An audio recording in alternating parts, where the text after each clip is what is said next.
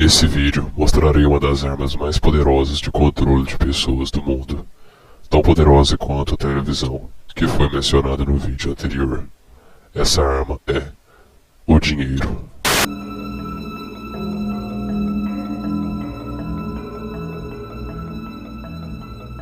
We economic hitmen really have been the ones responsible for creating this first truly global empire. And we work many different ways.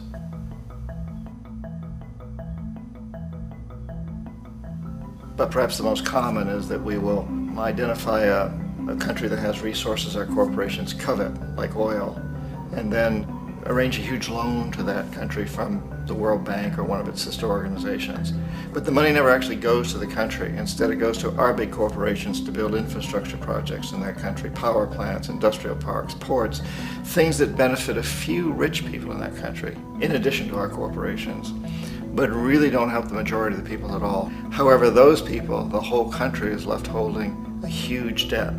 It's such a big debt they can't repay it, and that's part of the plan, that they can't repay it.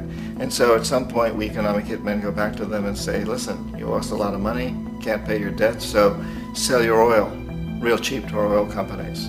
Allow us to build a military base in your country, or send troops in support of ours to someplace in the world like Iraq, or vote with us on the next UN vote. To have their electric utility company privatized and their water and sewage system privatized and sold to U.S. corporations or other multinational corporations. So there was that whole mushrooming thing, and it's so typical of the way the IMF and the World Bank. Os assassinos econômicos são os principais soldados deste grande império, e muitas vezes é difícil ver quem são os verdadeiros inimigos, porque o dinheiro trabalha junto com a televisão, e a prova disso é que, em nenhum jornal, passou a informação que Saddam Hussein trabalhou para a CIA. Iraq actually is a perfect example of the way the whole system works. So we economic hitmen are the first line of defense. We go in and we try to corrupt governments and get them to accept these huge loans, which we then use as leverage to basically own them. If we fail, as I failed in Panama with Omar Torrijos and in Ecuador with Jaime Roldos, men who refuse to be corrupted. Then the second line of defense is we send in the jackals, and the jackals either overthrow governments or they assassinate. And once that happens and a new government comes in, and boy, it's going to toe the line, because the new president knows what will happen if he doesn't. In the case of Iraq, both of those things failed. Economic hitmen were not able to get through to Saddam Hussein. We tried very hard. We tried to get him to accept a deal very similar to what the House of Saud had accepted in Saudi Arabia, but he wouldn't accept it. And so the jackals went in to take him out. They couldn't do it. His security was very good. After all, he had one time worked for the CIA. He'd been hired to assassinate a former president of Iraq and failed, but he knew the system. So in '91, we send in the troops and we take out the Iraqi military. So we assume at that point that Saddam Hussein is going to come around. We could have taken him out, of course, at that time, but we didn't want to. He's the kind of strong man we like. He controls his people. We thought he could control the Kurds and keep the Iranians in their border and keep pumping oil for us. And then once we took out his military, now he's going to come around. So the economic hitmen go back in the 90s without success. If they'd had success, he'd still be running the country. We'd be selling him all the fighter jets he wants and everything else he wants. But they couldn't, they didn't have success. The jackals couldn't take him out again, so we sent the military in once again, and this time we did the complete job and took him out. And it is interesting to me how this system has continued pretty much the same way for years and years and years, except the economic hitmen have got better and better and better. Then we come up with, very recently, what happened in Venezuela. In 1998, Hugo Chavez gets elected president, following a long line of presidents who had been very corrupt and basically destroyed the economy of the country. And Chavez was elected amidst all that. Chavez stood up to the United States, and he's done it primarily demanding that Venezuelan oil be used to help the Venezuelan people. Well, we didn't like that in the United States. So in 2002, a coup was staged, which there's no question in my mind, and most other people's minds, that the CIA was behind that coup.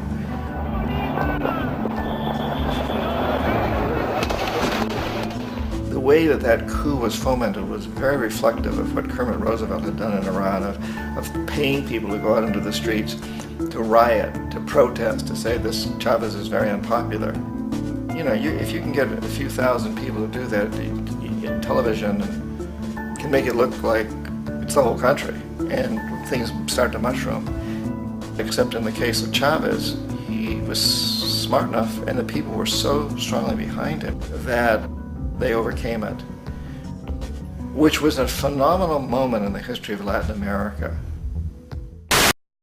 Parece que mudei um pouco o rumo da conversa, mas também tenho que mostrar como o dinheiro está ligado com as guerras. No próximo vídeo vou continuar falando como funciona esse sistema. E em minhas considerações finais, quero dizer que quebrar esse sistema não é fácil. Mas para o outro vídeo, tenham uma surpresa. Aguardem.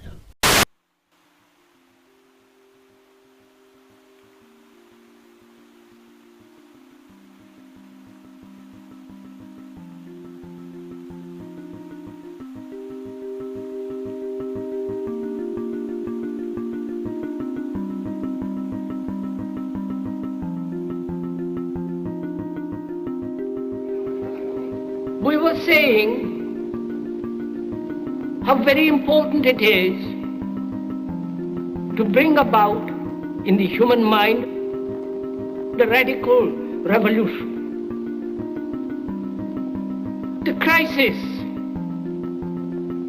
is a crisis in consciousness,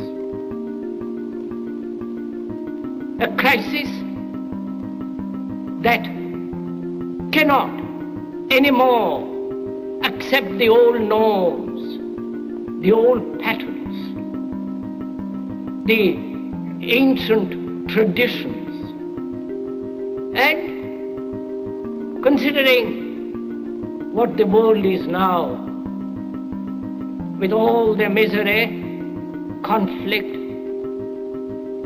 destructive brutality, aggression, and so on,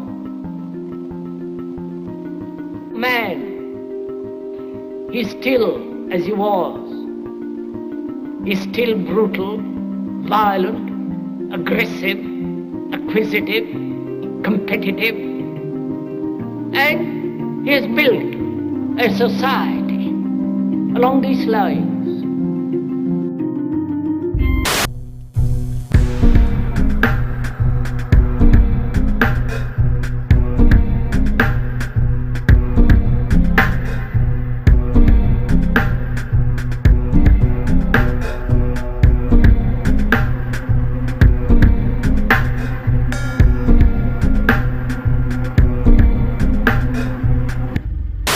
Se eu não postar mais vídeos em 2 semanas, é porque fui calado. Now on to the main event. Our TV's just gonna put his body.